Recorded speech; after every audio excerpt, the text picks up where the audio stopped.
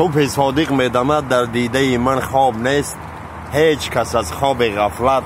یک دم بیدار نیست. یک قصه برای شما هواداران شهر محمد جان، مهر و محبتان صغیرات کم شده سای مهر که من در شما دارم، فقط گوساله در آچش ندارد. مرحمت قصه نوبتی درباره برادرای گئی.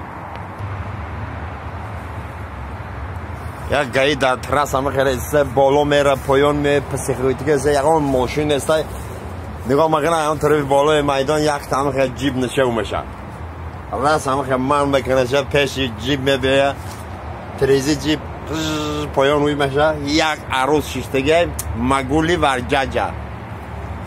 خیلی طرف نگاه میکنه طرف نگاه میکنه اگه پریچین نمی اومگه توی خیلی ماشینا رو ایگجا میگیری. دختره که زرولان گفته اینو مرا نور ایگجا میگیرم حاضر تلفنش میره زنگ بزنه نوری این ماشینا ایگجا گیریستم من در که نوری که گایی میشنم باید خیلی دوای جواب باز مینه دیگری گایی در پاس شدگی با نیویزو میره با یک بنوی هم خیلی کلاس دینم خیلی شخ من میکنه با تریزه پایان میشه با همون دخترک نگاه میکنم میگی ماشینا رو تا ایگجا میگیری، میگه یه لحظه به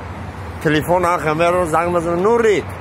من این ماشینا رو ایگجا میگیرم پدرکه ای نوری که